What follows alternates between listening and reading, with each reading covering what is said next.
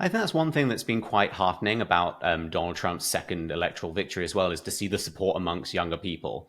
Um, it's obviously not as much as the left have support, just because by nature of the fact that younger people tend to be more left wing, and when they grow up, they return to reality and actually Right. discover what is normal and what is expected, and We get things like wiser. Isn't that responsibility. interesting?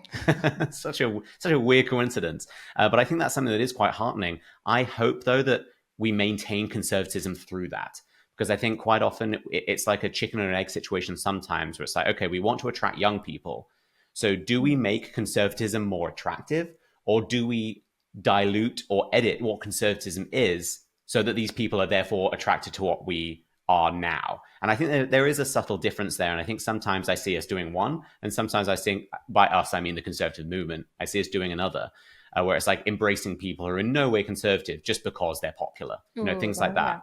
yeah. Yeah. I think we could talk about that for hours, but I think that's one of my concerns is like, yes, we need to reach young people, but more than reaching young people, we need to be reaching young people with conservatism.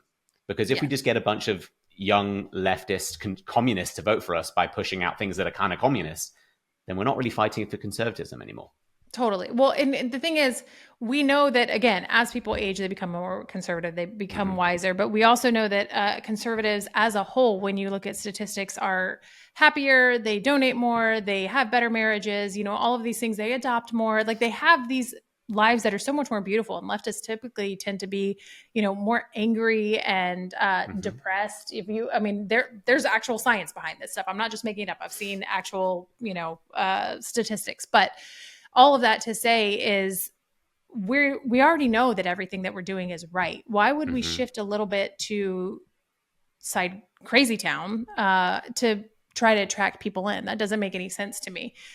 All we have to do is like look at these people who are happy and smiling. For instance, here's an example, a real world example. If you go to the March for Life, you are going to see families, you're going to see smiling faces, you're going to see children, you're going to see people loving on each other, and loving on women, wanting to help them, giving them the own shirt on their back if they have to.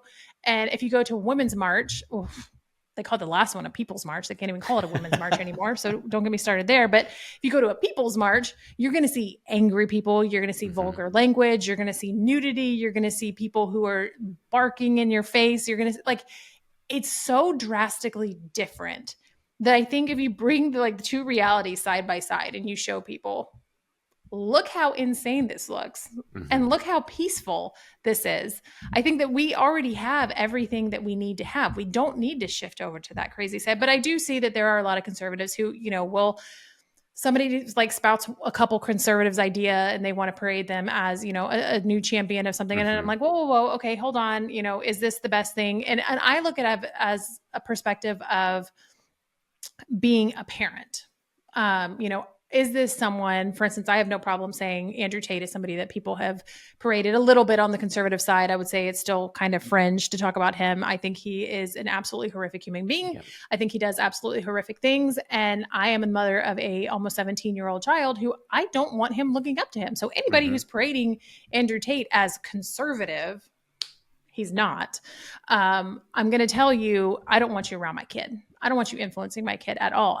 Whatever they're doing for clicks and engagement or anything Mm-hmm. along those lines, I don't view you as a solid voice anymore because you're doing things solely for your own gain, not actually to influence people properly. And if Mm-hmm. you have a bunch of young followers, especially young men, shame on you. You shouldn't be Yeah. doing that. And again, I look at it from a mother's perspective of if we're parading around these people who, again, they spout a couple conservative ideas and all of a sudden they're this new voice of conservatism.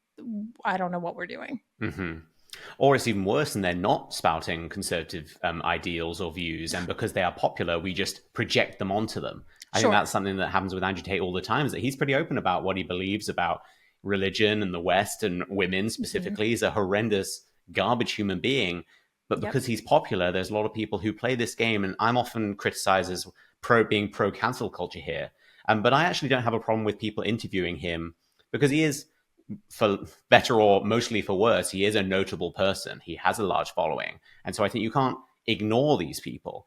But it's Sure. one thing to engage with him and actually call him out on his pro Islamist, anti woman garbage Right. and actually hold his feet to the fire. And it's another to massage his feet on your podcast to get clicks that you know you're going to get because he does have a following. I think that for Absolutely. me is the divide. It's like, I for agree. example, when Benny Johnson posted that podcast of him smiling, emulating him with the sunglasses, obviously celebrating the fact he was on Yeah. his show. And then people were like, well, Piers Morgan had him on his show too. It's like, yeah, but I'm not a fan of Piers Morgan, but Piers Morgan actually asked him questions. Piers Morgan He'll actually poke and pushes prod. back. Yeah. Yes. And that's And his so that's job. okay.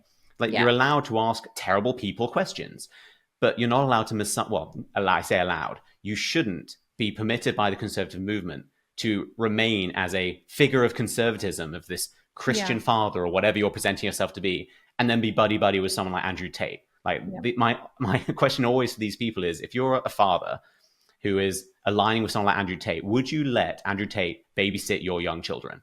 Yeah, would you let him never. date your daughter? Not even in my like allowed in my neighborhood. No, absolutely not. But I think that's a problem. You reference Piers Morgan. I think there's a difference between people who are like actually looking at things from a journalistic perspective, and poking and prodding and asking questions and seeing what angle they can take, or playing devil's advocate or whatever, or calling people out and saying, do you still believe this, or do you still think it's okay to groom a 15, 16-year-old girl? Like, is that still your mindset?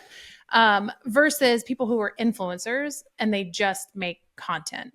I think that they're different, and they're not even on the same page, even though they want to think that they're on the same page. And that's not to say that all journalists and media are great, because I think half of them can't do their job for diddly squat anyway. But I do think that, again, when you're looking at things from a content perspective and you only want clicks, engagement, all that kind of stuff, or to be buddies with him. Who knows? I don't know what some of these people think, and that's where I start to grow concerned of like, do you actually approve of this guy? Do you actually agree with him? Because if that's the case, then I definitely don't want my kids anywhere around your content or any events that you're speaking at or anything along those lines, because this is not okay. And again, like you said, if you have children who need to be babysat, would you allow him to babysit your kids? If your answer is yes, then you are bonkers. Yeah.